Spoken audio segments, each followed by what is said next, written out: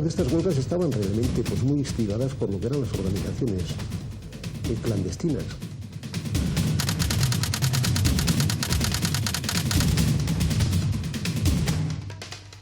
Eres aquí la ràdio bat, però la ràdio Euskadi, a veure, bekatu zuten.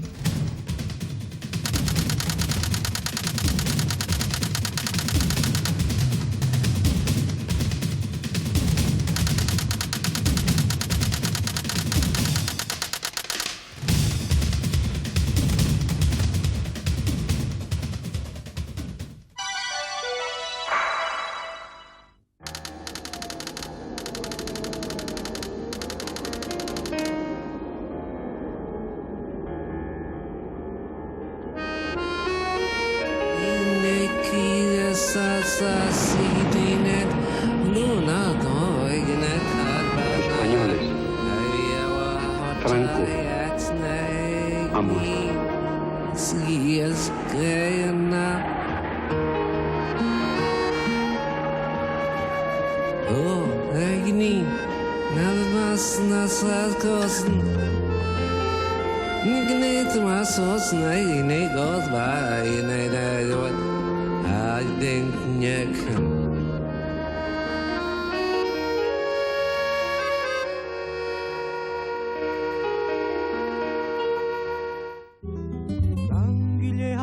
...1969 está marcado en Euskadi por el estado de excepción y, sobre todo, por un intenso movimiento huelguístico que se prolongará durante todo el año.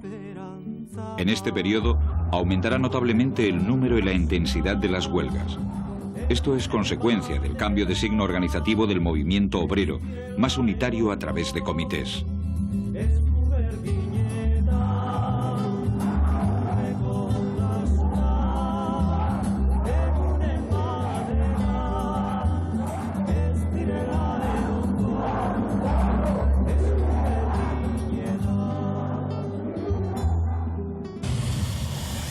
...1969...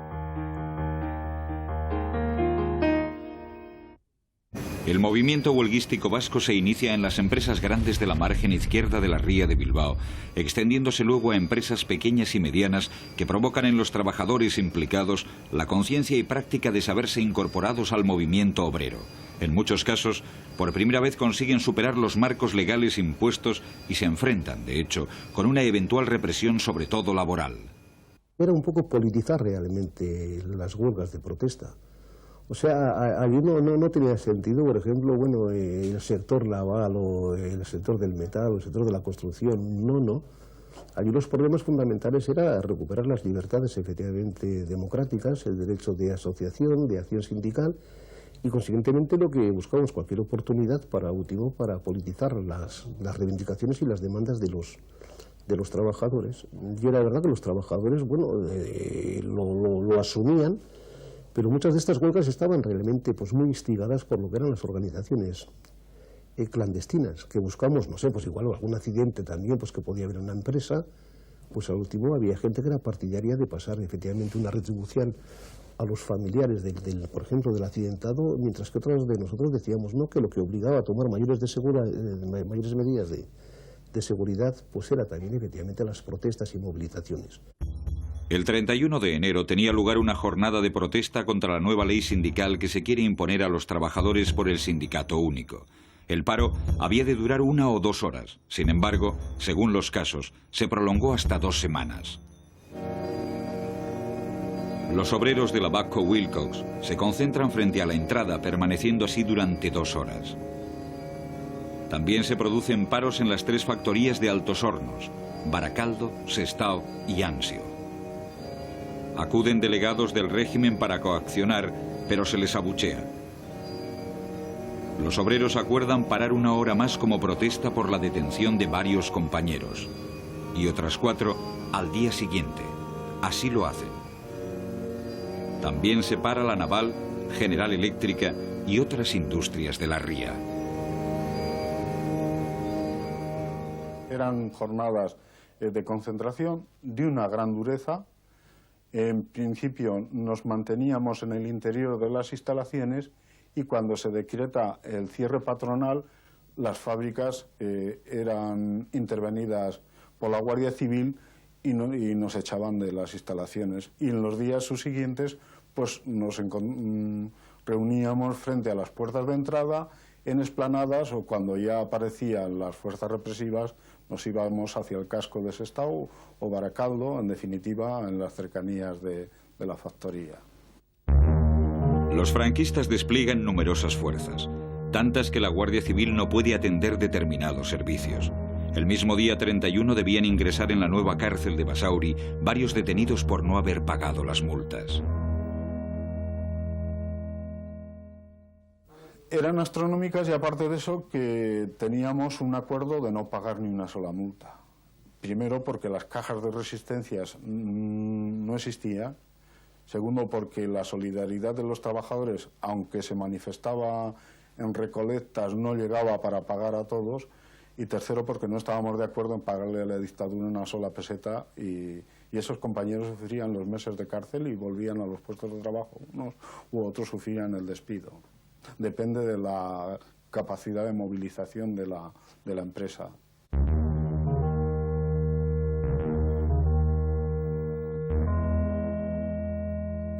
En Eibar paran 3.000 obreros a pesar de la confusión causada por una radio de París que el día 30 da por suspendida la jornada de protesta. Paran igualmente los obreros de Alfa, GAC, Mobilet, Lambreta, Solac, Aramberri, Hijos de Valenciaga, Mata Cerámica, Guisasola y otros talleres pequeños.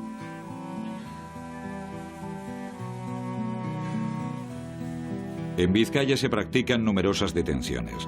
El International Herald Tribune afirma que había habido disparos en Bilbao.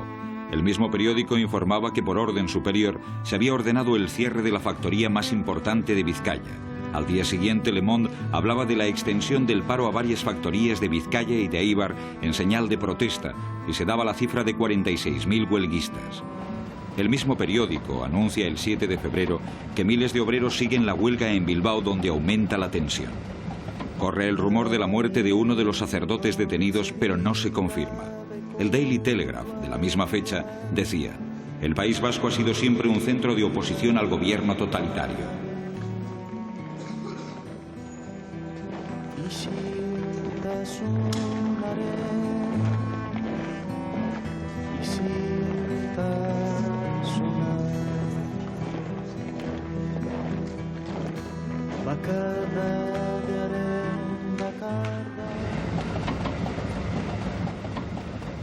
Los actos de protesta se generalizan. Ese año el pueblo de San Sebastián boicotea la tamborrada pese a la acción de la policía franquista. Silencio absoluto en los barrios del Antiguo y de Gros.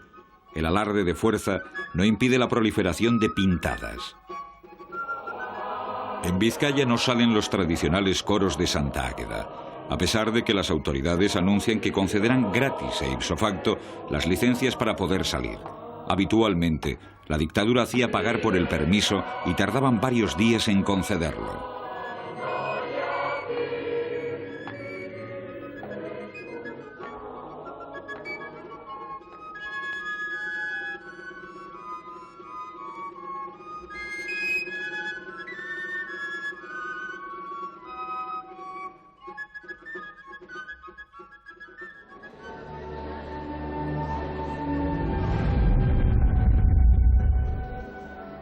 Las protestas por la situación se van extendiendo a sectores tradicionalmente cercanos al régimen, como la jerarquía católica.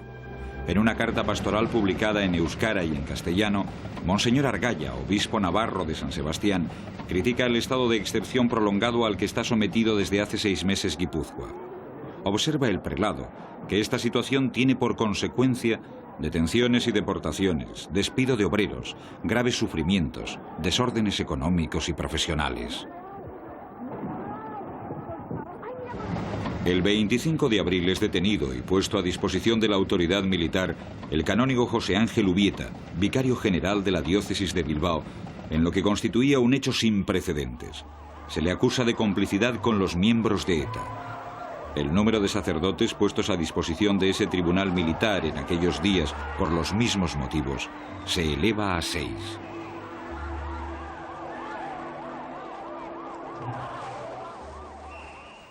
Concretamente en abril del 69, La situación se hizo especialmente tensa con motivo de la detención de un comando de ETA.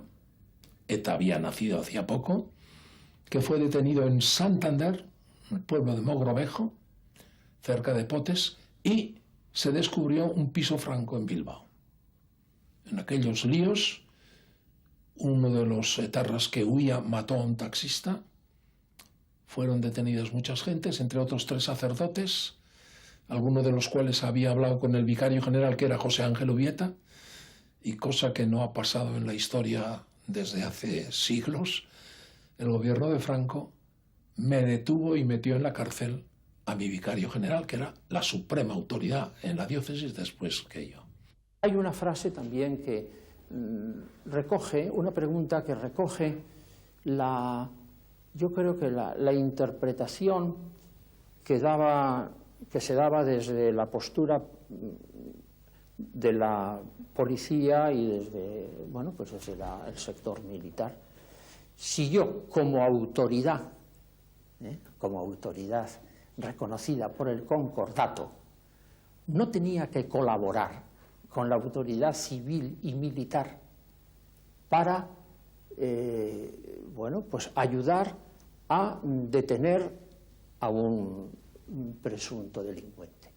Esta era la cuestión un poco de fondo, ¿verdad? Para mí era una cuestión evidente que el puesto que nosotros teníamos, ¿verdad?, lo mismo el obispo que yo, no era... Hay muchas maneras de colaborar, pero de ninguna manera teníamos, por nuestra función pastoral propiamente, el delatar a un delincuente o el ayudar con toda la complejidad política que esto tenía, y en aquella situación, el ayudar a detener a una persona en esas circunstancias, nunca me había pasado por mi conciencia esta posible colaboración. Pero refleja, de alguna manera, la mentalidad de quienes, bueno, me detenían. El 30 de mayo, 5 sacerdotes vizcaínos inician en las oficinas del Obispado de Bilbao una huelga de hambre.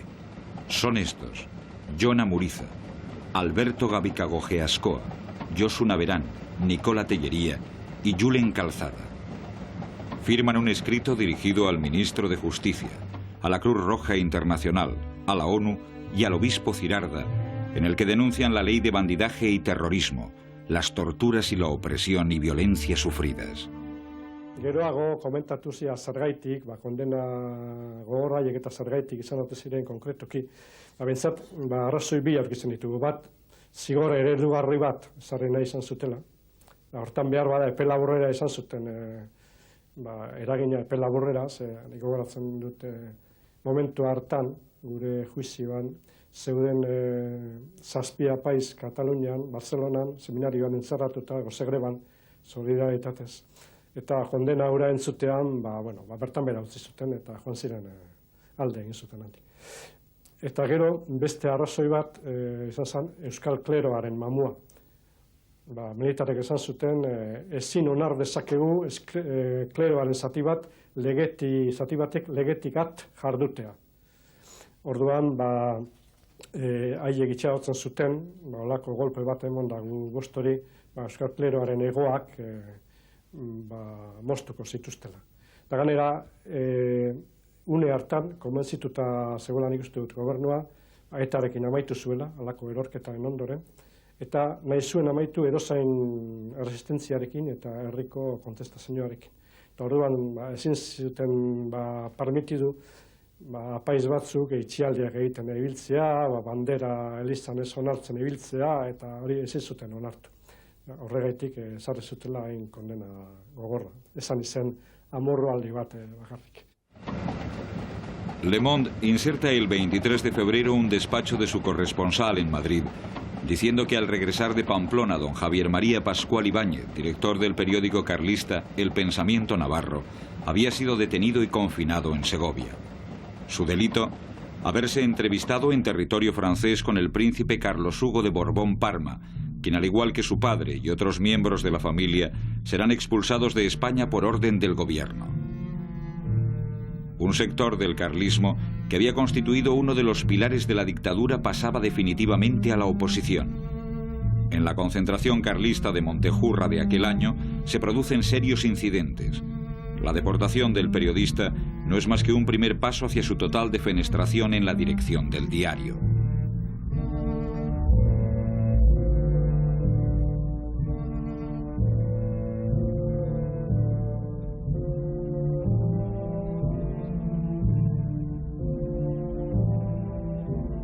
La puesta al día del Partido Carlista empezó con los pronunciamientos autogestionarios, socialistas, que un sector de autoridades rancias del carlismo no aceptó. Hubo unos enfrentamientos muy fuertes porque Javier María Pascual tuvo una postura muy valiente en el periódico, es más, hizo revivir el periódico, pero hubo algún manifiesto de la OAC, que fue el único periódico que la publicó, clausuraron el periódico, y entonces hubo un enfrentamiento entre los consejeros y el director. Pero las deportaciones afectan sobre todo a los dirigentes de la oposición interior. El 12 de marzo, por decisión gubernativa, amparándose en el estado de excepción, se procede a la detención en Guadalajara y a la deportación a Atienza del ingeniero bilbaíno Juan de Ajuriaguerra.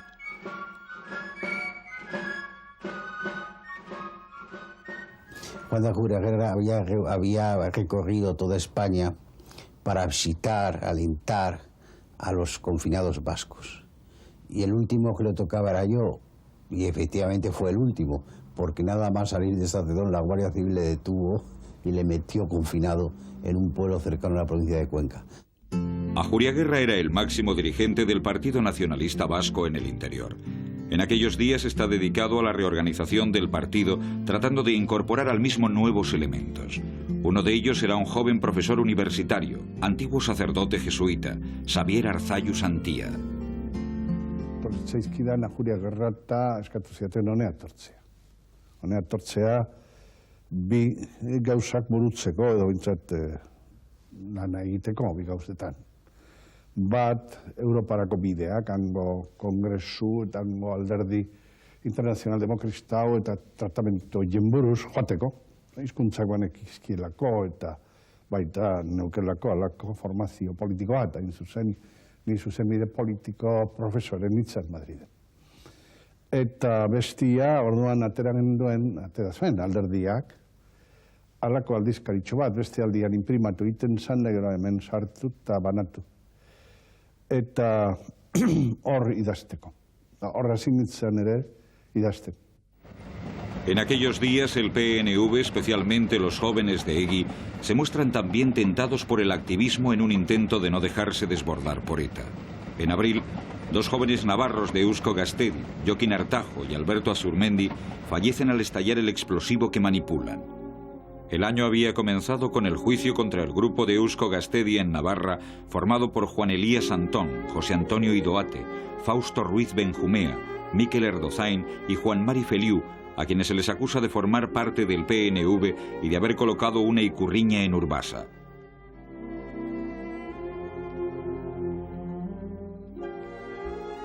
Por ejemplo, después de esto, cuando volvió a estar en la cárcel, porque claro, también había estado con este lío, pues fue precisamente en una movida que había en Urbasa, de la OAC, era todo a nivel de Euskal Herria, que se concentraba en las campas de Urbasa, y nosotros les preparamos la bienvenida. En el puerto hay un gran acantilado y a la noche pues hay una gran ikurriña para recibirles, como quien dice, ¿no? Pero ahí hubo una caída de parte del grupo que lo puso y a partir de allí una carambola, la cual también pues tuvo que al final cayó, fui también detenido. El Aberri Eguna de 1969 fue conocido como del silencio. La prensa vasca del exilio resaltaba que tanto en Donostia como en la región guipuzcoana fueron rigurosamente seguidas por los demócratas vascos las directrices del gobierno vasco y de su consejo delegado relativas a la abstención absoluta. Calles y plazas ofrecían un impresionante espectáculo de vacío. A pesar de ello, la represión no observó abstención alguna.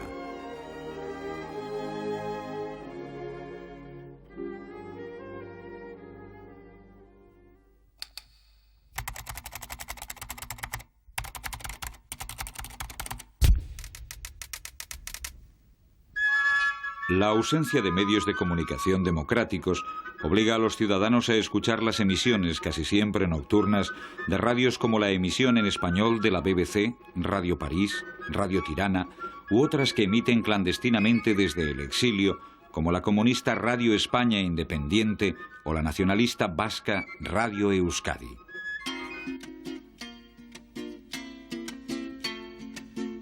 En 1969, Venezuela era la capital del exilio vasco.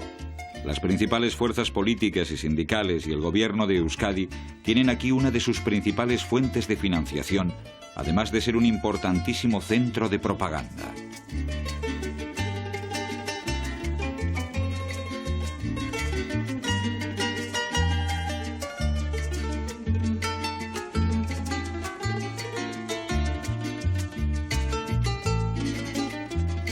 Jokin Intza se había incorporado a la resistencia antifranquista en la posguerra y tras más de 10 años de cárceles y clandestinidad se exilia en Francia y luego en Venezuela, a donde llega en 1956.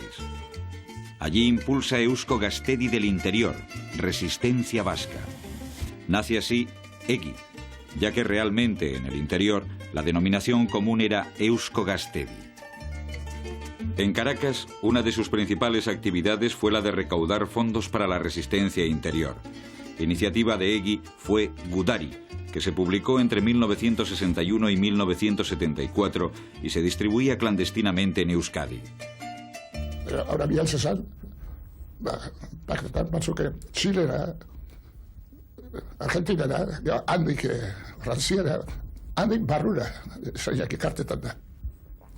Paketia bialtzen ziren, Frantziara pasatzeko. Kromokote, bialtzen zaren gero, zeian ditxeko, eta plantxeak, zeian joan uste ditxeko. Sin duda, la empresa propagandística más importante del exilio vasco fue Radio Euskadi, conocida popularmente como La Chalupa, que emitía clandestinamente desde la selva venezolana a través de una emisora de onda corta. Jose Joaquín, sortzak, erezakela radio bat, Radio Euskadi, hemen bekatu zuten, ezapa, irumena, ez, baina, azarre, akaratzen joan. Da bat ema, erabaik zuma, egitie. Azizak bat, terreno bidea, nun, jarri. Leko batzota laudo nion, eta bestea, eta lako baten apaiz bat, zaon, Misión de los Ríos, zetako, bori urkizu, zaon herri txiki baten, pensionen da, haben lanian dabe euskeri emoten da. Haren bitartez, esotzen zai bate, Pedro José, terrenua zituen, bere parrokiseko zeretan. Harekin itzein, behiratu zeren, asurtzak eta hokixe. El equipo básico estaba formado por Ishaka Atucha, un antiguo gudari que vivía en la selva y hacía de guardia. Como operadores, José Joaquín Azurza y Juan Ortiz.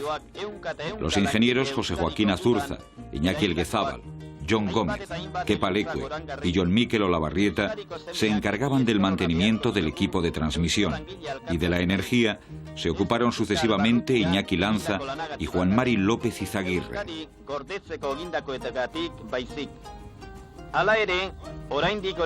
El programa se grababa en Caracas. La base de este programa estaba formada por una sintonía de identificación, una sección de historia vasca, euskera y noticias.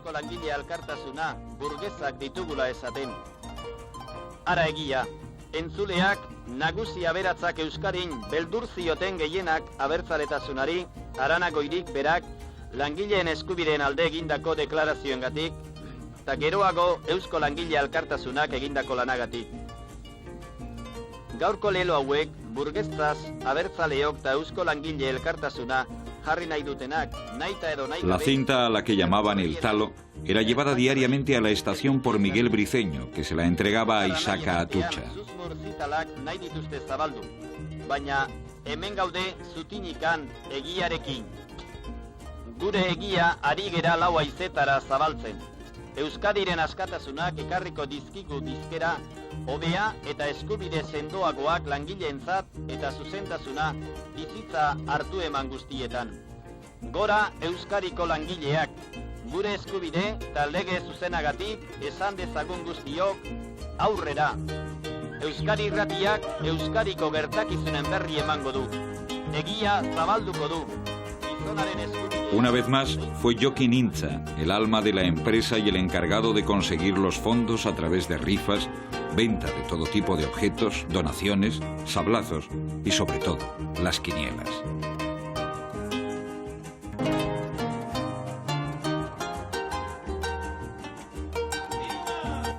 Kinielak, asmatu nun, kinielak itia, partio italianuak eta espainolak sartu, ligan, han italianasko bai dago. Eta zaila peli ibizarri, hola bere, nik iztai gauzo horrekin, behar behizu. Martinu goldekin itzen nun, esan zidan, bueno, damien gau bekara hor boituko. Damien gau bekara, partelu, atorraz zitxuran, atletixel eta zitxuran baten. Ari esan dion da kontxo. Idea honarek. Izango diate gozarek. Data, ez da euski handri. Handek idibete batera ero, esan zidan, ez zio bezalaiteki goberna horiek, paktandiz. Ez ez horrek saldixin, kelduko zala diru eta saldixintatiko zen, oso afizio ondixe, saldixintako, ezak ezalaitek.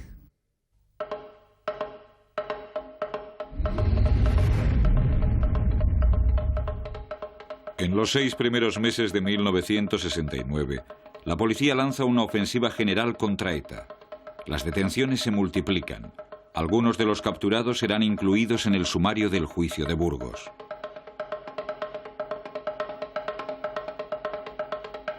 Goyo López Irasuegui, que había sido puesto en libertad, contacta con Javier Izco de la Iglesia para tratar de liberar a Arantxa Arruti, la esposa del primero, a la sazón en la cárcel de Pamplona. Logran entrar armados en el recinto, pero serán detenidos, resultando herido Izco. Siguen las detenciones: Joaquín Gorostidi, Antón Carrera, Xavier Larena. Pues mi detención se produjo en marzo del 69 en una calle de Eibar, creo que recordar que entonces se llamaba 2 de Mayo. Yo venía andando de la Plaza Onzaga y al llegar a la altura de un portal siento que, que diversas manos, diversos brazos me están rodeando por detrás, impidiéndome todo movimiento de defensa. Me abrazaron desde el cuello hasta las piernas, luego me di cuenta que eran 5 o 6 individuos. Aprovecharon, me metieron en el portal, me tumbaron en el suelo, me esposaron y uno de ellos me pisó la boca, me mantuvo todo el tiempo el pie en la boca, incluido el zapato, claro, para que no gritase en petición de auxilio. Y me tuvieron así unos 10 o 15 minutos hasta que vino un coche camuflado y me llevaron al Gobierno Civil de Guipúzcoa. El día 9 de abril, tras un tiroteo, son detenidos en la Casa Franca de Artecalle Víctor Arana, Mario Onaindía y Joshua Brisqueta. 2 días más tarde, en Mogrovejo, Santander, lo son el cura John Echave, Eduardo Uriarte, Jone Dorronsoro y Enrique Quesalaga. La estructura de ETA queda maltrecha. Ya cuando vine a vivir a Bilbao, a estudiar a Bilbao, pues coincide en esas épocas con la caída de Artecalle, con la desarticulación de prácticamente la organización, prácticamente a nivel nacional, pero especialmente en Vizcaya, y entonces empezamos, algunos de los que habíamos, de los que quedábamos fuera, que de alguna manera éramos los que estábamos más en las zonas del interior de los pueblos, empezamos a reconstruir otra vez la estructura y la organización en Vizcaya. Esos fueron un poco los comienzos. El 20 de mayo, el comisario jefe de la Brigada Social de Álava, Cabezas, ordena realizar unas pesquisas en el pueblecito alavés de Urabain para apresar a Emilio López Adán, Belcha. El policía Fernández Montorio pide al sacristán, franquista convencido y alcalde pedáneo del pueblo, que le acompañe a la torre. Allí le mata de varios tiros so pretexto de que había tocado la campana para avisar a Belza. Procesado Montorio, es puesto en libertad al cabo de 2 días previo pago de una fianza de 25.000 pesetas.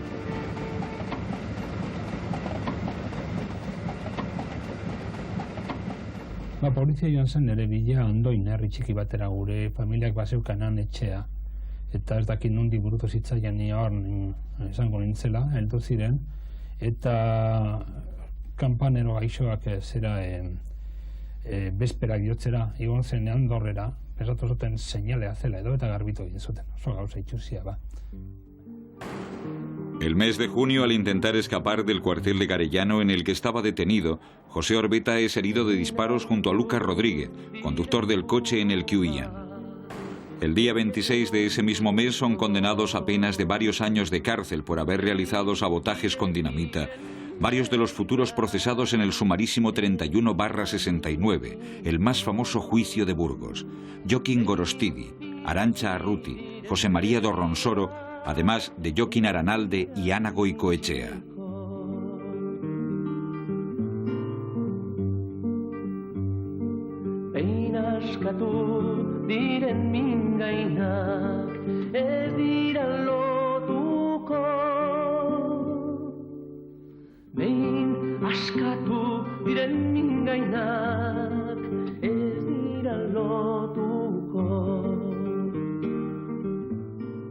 El día 5 de octubre, un consejo de guerra condena a José María Dorronsoro, Josu Ibarguchi, Koldo Aizpurúa y Francisco Jaca a 20 años de cárcel por la colocación de un explosivo el 29 de abril de 1968 en la corresponsalía en Eibar del periódico bilbaíno El Correo Español.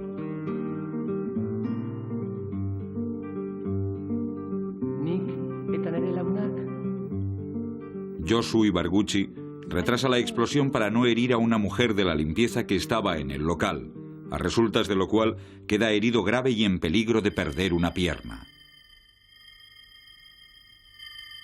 Ekintza hori prestatzeko aparato bat prestatu genuen, tresna bat, artefaktu bat, nahiko sinplea, garaiaretan ez genuen tresna askorik, eta iluntzi baten izan zen, astelen baten, aprilaren 29an, eta gabeko 10etan igo ginen, 5. piso batera, antzegoen komunikabide honen korresponsalia hemen Eibarren, eta jarri genuen atean. Aktibatu genuen, eta berriz diot, aparatoa oso sinplea eta zera zen.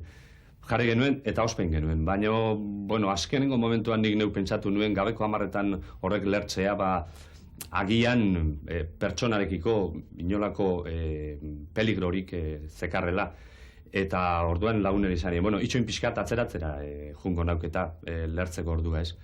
Gora igo nuen berriz, 5. piso horretara, hurbildu nintzen, aparatoa aktibatuta zegoen, eta pentsatu nuen 11etara jartzea, zeren, barruan bateren bat egotekotan, edo barrura bateren bat jutekotan, erresagoa zen inorrez harrapatzea.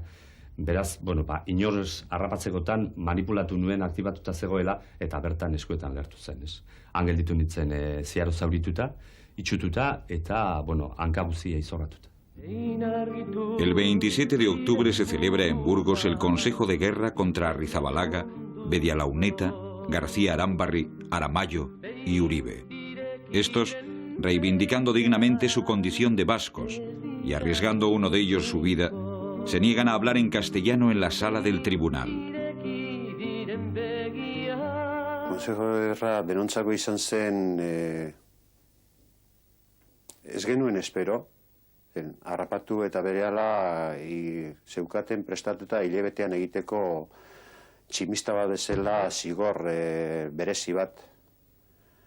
Eta hori atzeroz bota zuten, zeren beste hurrengoko Consejo Burgosko jendea jauzi zenez, orduan bizka bat lasaitu egin ziren. Baina bat-batean Andoniri pena de muerte eskatu ziotenean, denok oso larri ipini ginen. El Consejo condena a muerte a Andoni Arrizabalaga por la colocación de un artefacto que no ha explotado. Antes, había sido sometido a terribles torturas. Guraso batek ezin erakusteko moduko. Arpese handien. mora urratzik dute ez ezautzeko. Eta ezatzen, ez jaikela, guraso batean erakuzia honi. Eta batzik, gero, hemen handik eta benin, sartu bene kartzelan zenin, matutene, sartu bene kartzelan. Una intensa conmoción sacude a Euskadi. Ondarroa en pleno sale a la calle, a resultas de lo cual la Guardia Civil dispara y hace 3 heridos. Se producen paros obreros, sobre todo en la zona de Eibar, y surgen manifestaciones en todos los rincones del país, además de una enorme presión internacional. El régimen se ve obligado a ceder y Arrizabalaga es indultado. De este episodio queda una canción de Telesforo Monzón, Itziaren Zemea, el hijo de Itziar, popularizada más tarde por los cantantes Panchoa eta Pello.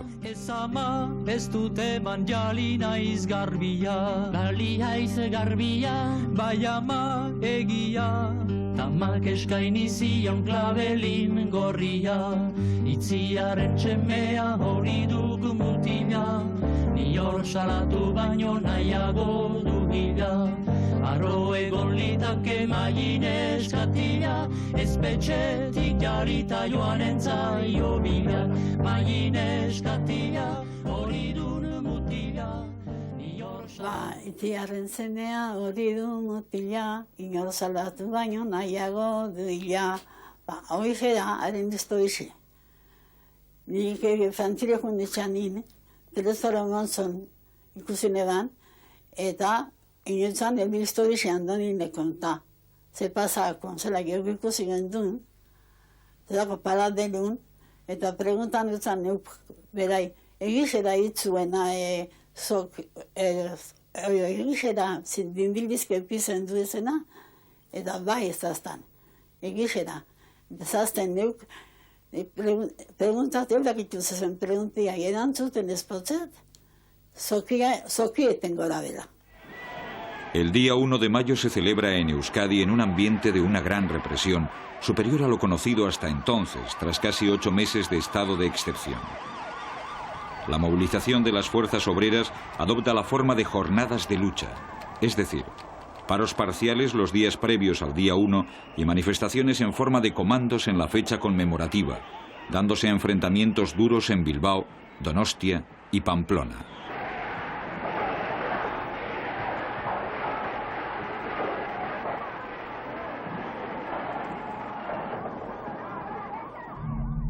En Navarra, donde la presencia de las fuerzas antifranquistas es menor, se empiezan a detectar síntomas de que la situación va a cambiar. 1969 es el año en que van a estallar 2 importantes conflictos laborales que marcarán una pauta en el desarrollo del movimiento obrero navarro y en la consolidación de las fuerzas de izquierda en la provincia. El 17 de mayo comienza la primera huelga en Superser como consecuencia de la decisión unilateral de la dirección de la empresa de modificar el sistema de tiempos utilizado en la fabricación de frigoríficos. Se producen protestas y 17 obreros son sancionados. El resto de los compañeros se solidariza y la dirección cierra la fábrica. El conflicto durará casi un mes y tendrá una honda repercusión en Navarra, trascendiendo el ámbito de un conflicto particular e impulsando la consolidación del movimiento de comisiones obreras. Estas primeras luchas del movimiento obrero navarro promueven la solidaridad y hacen ver a los trabajadores el papel del sindicato vertical, totalmente alineado con la patronal y al servicio del gobierno franquista.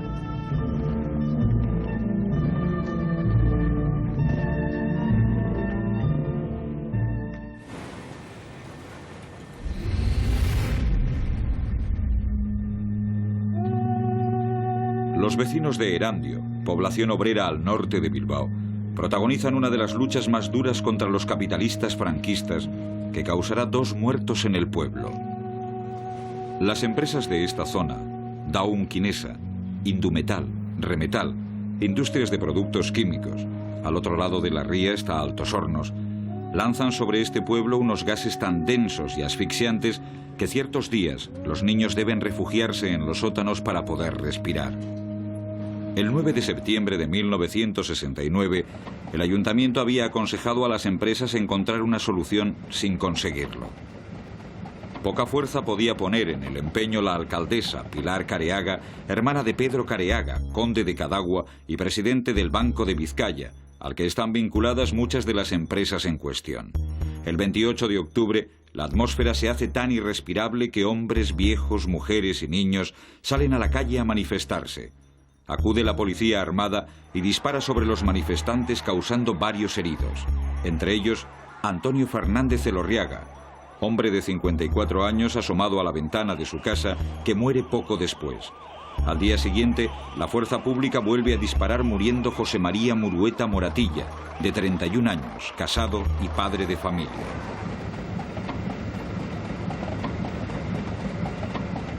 La prensa franquista se apresura a dar una versión maquillada de los hechos. A última hora de ayer comenzó a invadir el barrio de Erandio una gran masa de gases procedentes de escapes de las industrias vecinas. Hubo un momento en el que la atmósfera se hizo prácticamente irrespirable y apenas si se veía a 1 metro de distancia. Seguían otros párrafos en los que de lo ocurrido se daba únicamente la verdad oficial. Según esta, se acusaba al vecindario de manifestación, de insultar y de apedrear a la fuerza pública, y se decía que ésta, al hallarse prácticamente acorralada, hizo uso de sus defensas. Hubo una inmediata e intensa reacción popular que cristalizó en paros laborales tanto en fábricas de Erandio como en otras empresas de la margen izquierda del Nervión.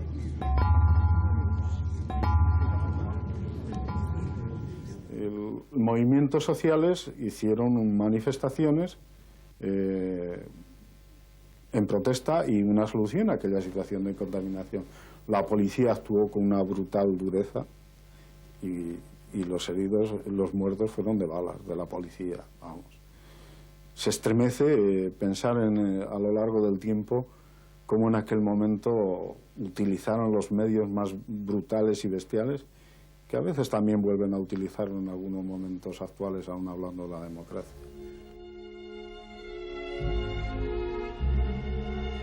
La agencia de prensa Europa Press anuncia que en Pamplona, y como señal de protesta por la muerte de Murueta, se desarrollan 2 paros, uno de 15 minutos por parte de los 248 trabajadores de embutidos y conservas Mina y otro en Imenasa durante media hora. El entierro de Murueta reviste todos los caracteres de una gran manifestación de duelo, a la que se suma la inmensa mayoría de la población. En Pamplona, un grupo de obreros organiza una suscripción para costear una misa de sufragio.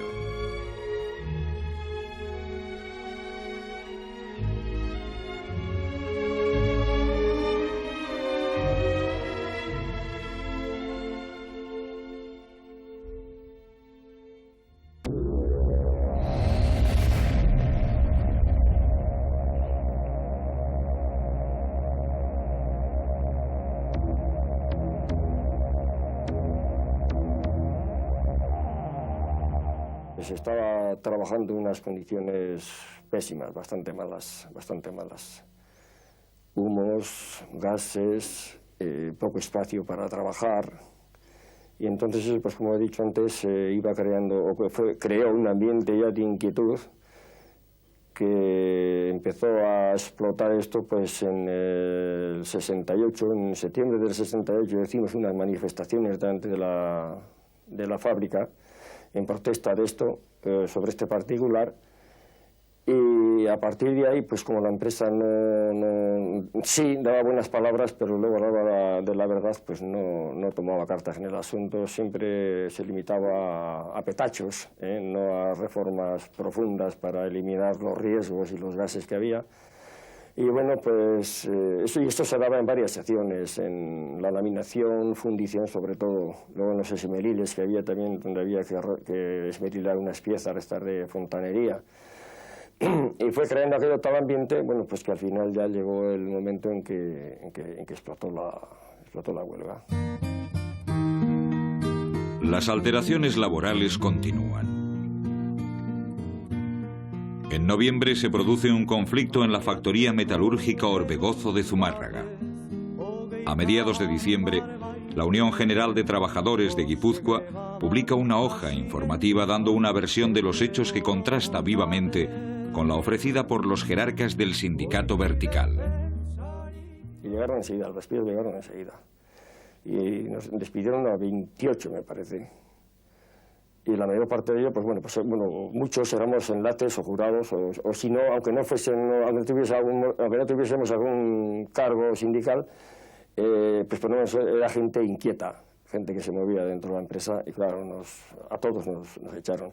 Aparte de eso también echaron algunos, pues que francamente no sé, porque los echaron por encubrir un poco la cuestión de los despidos, porque aquellos lo que querían era, en la empresa de Rodejo, lo que querían era quitar aquellos cabecillas que llamaban ellos, los más revoltosos, eliminarlos.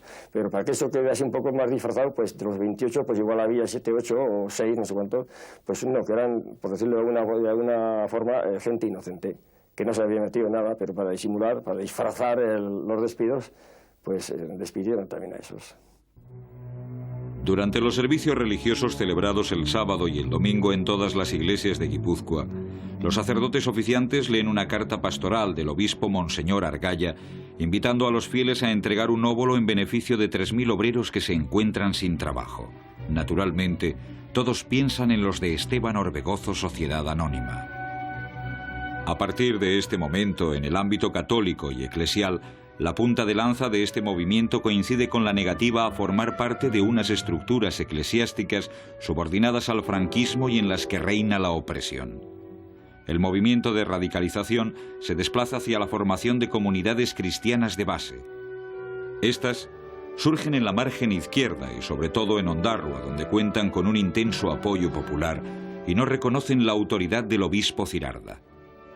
Este, como medida de represalia, decide el traslado del cura de Ondarroa, Imanol Orue Mazaga. Las detenciones de aquellos días son el primer ataque frontal y masivo del régimen franquista contra la fuerza y el arraigo popular del movimiento eclesiástico Gógor.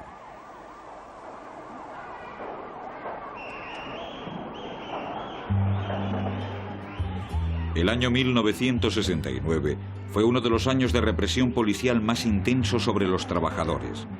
Esta fue dirigida especialmente contra militantes de ETA y simpatizantes en general de la causa nacionalista. Solo en Vizcaya hubo 953 detenidos, de los cuales 765 eran trabajadores, 5 muertos a manos de la policía, 53 personas juzgadas por consejos de guerra militares, 93 por el Tribunal de Orden Público.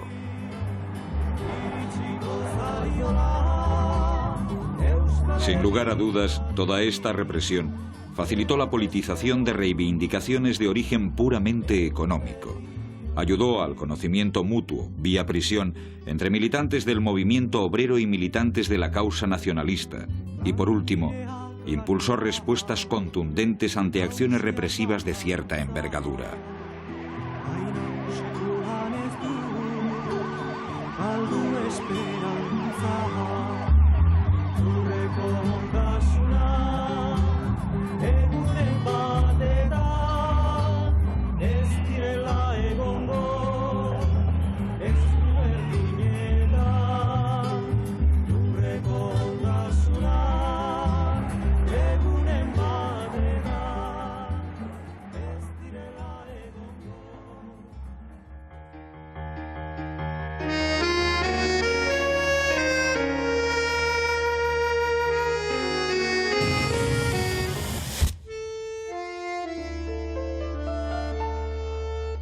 En 1969, casi con 20 años de retraso, Oteiza pudo por fin colocar sus apóstoles y su piedad en la fachada de Aránzazu. Ya lo había advertido en el año 50, cuando le adjudicaron por concurso la estatuaria de la basílica. Oteiza dijo entonces que su obra corría el riesgo de no ser correctamente entendida por todos.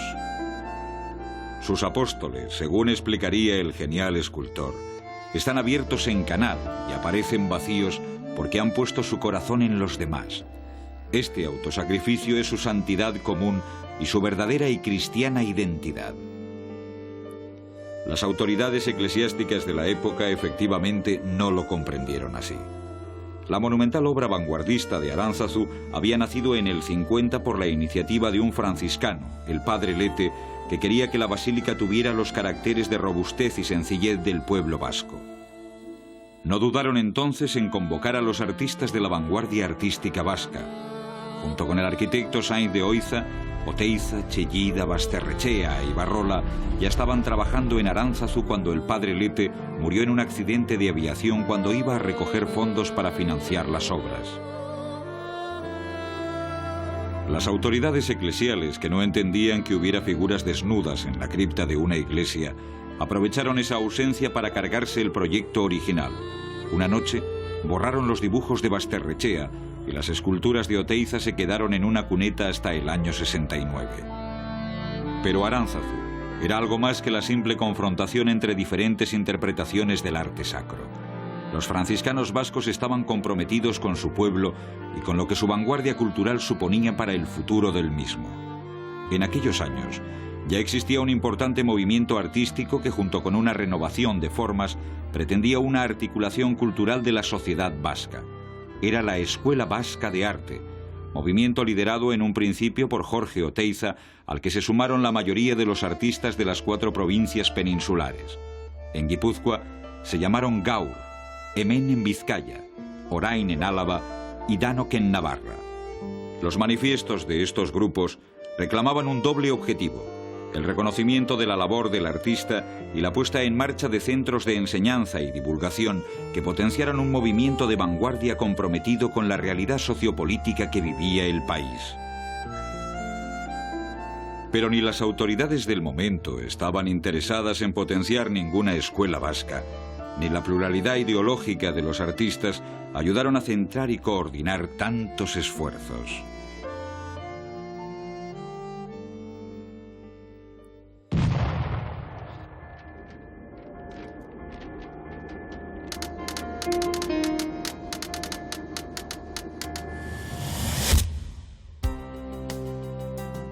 Un equipo mítico en la historia del ciclismo, el CAS, vencía en el Gran Premio de Navarra. En aquellos días el conjunto vasco estaba entre los más grandes del mundo. La plantilla del Athletic de Bilbao, que de sus 56 partidos perdió solo 7 y se hizo por enésima vez con la Copa, fue obsequiada con una comida y un sobre de 30.000 pesetas para cada jugador. La temporada se liquidó con 1 millón de pesetas de superávit y el presupuesto para la próxima era de 68 millones. Inauguración de la Catedral de Vitoria-Gasteiz con presencia del Cardenal del Acqua, legado pontificio de Pablo VI. Franco preside los actos. La nueva catedral es de estilo gótico. La primera piedra se colocó en 1907, pero las obras estuvieron 32 años suspendidas por falta de dinero. La nueva catedral responde al proyecto que ganó el concurso y cuyos autores eran el vitoriano Julián Apraiz y el sevillano Javier Luque.